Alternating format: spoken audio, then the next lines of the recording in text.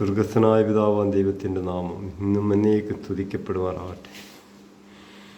ആകാശവും ഭൂമിയും സമുദ്രവും അതിലുള്ള സകലവും സൃഷ്ടിച്ച അബ്രഹാമിൻ്റെ ദൈവവും ഇസ്ഹാക്കിൻ്റെ ദൈവവും യാക്കോവിൻ്റെ ദൈവവുമായ ഇസ്രായേലിൻ്റെ ദൈവത്തെയാണ് വിളിക്കുന്നതെങ്കിൽ നിങ്ങൾ ഈ ശബത്തെന്ന സ്വസ്ഥതയിൽ പ്രവേശിക്കണം. ഇത് നിത്യതയ്ക്കുള്ള ദൈവരാജ്യത്തേക്കുള്ള കൽപ്പനയാണ്.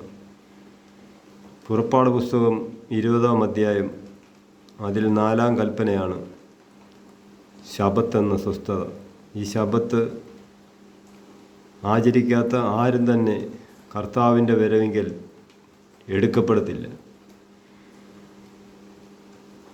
ദൈവപുത്രന്മാരാണ് കർത്താവിനാവശ്യം, അനുസരണമാണ് വേണ്ടിയത്. ദൈവത്തിൻ്റെ വചനം അനുസരിക്കുന്നവരെയാണ് ദൈവരാജ്യത്ത് വേണ്ടിയത്. എബ്രായർ ലേഖനം 4-ാം അധ്യായം അതിൻ്റെ 14-ാം വാക്യം, ആകയാൽ ദൈവപുത്രനായ യേശുവ ആകാശത്തിൽ കൂടി കടന്നുപോയൊരു ശ്രേഷ്ഠ മഹാപുരോഹിതനായി നമുക്കുള്ളതുകൊണ്ട് നമ്മൾ ഈ സ്വീകാര്യം മുറുകെ പിടിച്ചുകൊള്ളാനാണ് പറഞ്ഞിരിക്കുന്നത്.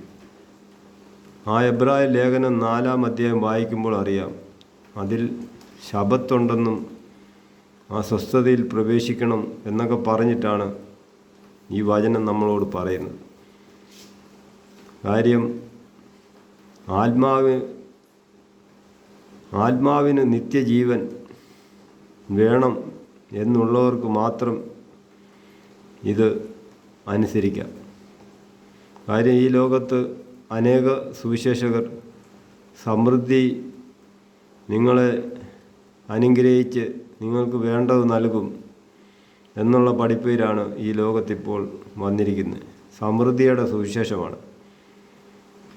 മുൻപേ അവിടുത്തെ രാജ്യവും നീതിയും അന്വേഷിച്ചാൽ ദൈവം നമ്മളെ ഓരോ ദിവസവും അതിശയമായി നടത്തും. പട്ടിണിയില്ലാതെ നമ്മളെ നടത്തും. ഹൃദയങ്ങളെ അറിയുന്ന ആത്മാവായ ദൈവം ആത്മാവാണ്.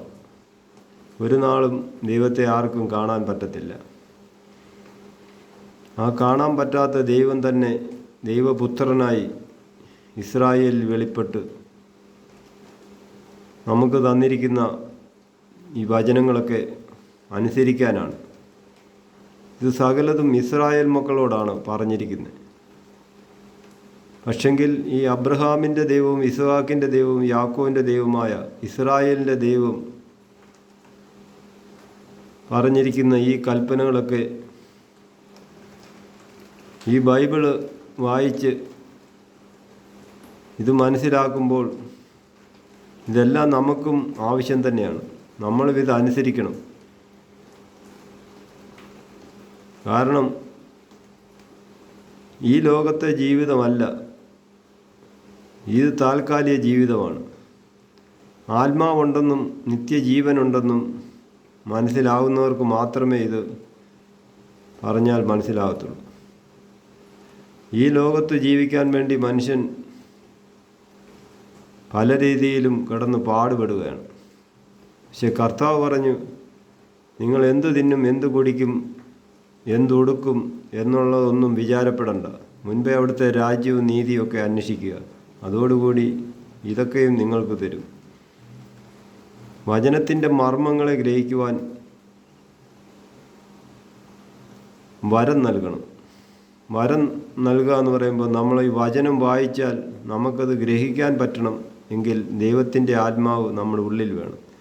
അതിന് നമ്മൾ ദൈവത്തിൻ്റെ വചനങ്ങളെ അനുസരിക്കുക വേണം, കൽപ്പനകൾ അനുസരിക്കണം. അതുകൊണ്ട് ഇന്ന് ശബാത്ത് ദിവസമാണ്. വെള്ളിയാഴ്ച സന്ധ്യ മുതൽ ശനിയാഴ്ച സന്ധ്യ വരെ ഉള്ള ഈ സ്വസ്ഥതയിൽ പ്രവേശിക്കണം. ഈ ഇസ്രായേലിൻ്റെ ദൈവത്തെയാണ് വിളിക്കുന്നതെങ്കിൽ ഈ സ്വസ്ഥതയിൽ പ്രവേശിക്കണം. വചനങ്ങൾ വായിച്ച് മനസ്സിലാക്കണം. ഈ ആത്മാവിനൊരു നിത്യജീവൻ ഒരുക്കിയിട്ടുണ്ട്.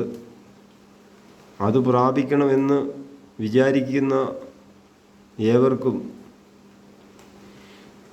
ഈ സ്വസ്ഥതയിൽ പ്രവേശിക്കണം. കർത്താവിൻ്റെ വരവ് അടുത്തുകൊണ്ടിരിക്കുകയാണ്. എബ്രായ ലേഖനം 4-ാം അധ്യായത്തിലും 3-ലും 4-ലുമൊക്കെ പറഞ്ഞിരിക്കുന്നത്, ഇസ്രായേൽ മക്കൾക്ക് പോലും ഈ സ്വസ്ഥതയിൽ അന്ന് പ്രവേശിക്കാൻ കഴിഞ്ഞില്ല. ഇപ്പോൾ ഈ കേട്ട വചനം നമ്മൾ സ്വീകരിക്കുന്നവർക്ക് സ്വീകരിക്കാം. കാര്യം ഇത് അന്ത്യനാളാണ്. ലോകത്തിൻ്റെ ജ്ഞാനം ദൈവം പോഷത്വമാക്കി എന്നുള്ളത് മനസ്സിലാക്കുക. കാര്യം പല അറിവും ജ്ഞാനവും പഠിപ്പുമൊക്കെ വെച്ച് ദൈവവചനം വായിച്ച് സമൃദ്ധിയുടെ സുവിശേഷം പറഞ്ഞ് സാധാരണപ്പെട്ട ആൾക്കാരെ വഞ്ചിക്കുകയാണ് ഈ ലോകം. പിശാച് തന്ത്രപൂർവം അവൻ്റെ രാജ്യത്തേക്ക് ആൾക്കാരെ കൊണ്ടുപോകുന്നു. അതുകൊണ്ട് കർത്താവിൻ്റെ വരവടുത്ത് ദൈവപുത്രൻ മരിച്ച് അടക്കപ്പെട്ട് ആകാശത്തിൽ കൂടി കടന്നുപോയൊരു ശ്രേഷ്ഠ മഹാപുരോഹിതനായി നമുക്കുള്ളതുകൊണ്ട് നമ്മുടെ ഈ സ്വീകാര്യം മുറുകെ പിടിച്ചോളാനാണ് കർത്താവ് പറഞ്ഞിരിക്കുന്നത്. എബ്രായ ലേഖനം 4-ാം അധ്യായം 14-ാം വാക്യം വായിക്കുക, മനസ്സിലാക്കുക. ദൈവം എല്ലാവരെയും അനുഗ്രഹിക്കട്ടെ. Praise the Lord.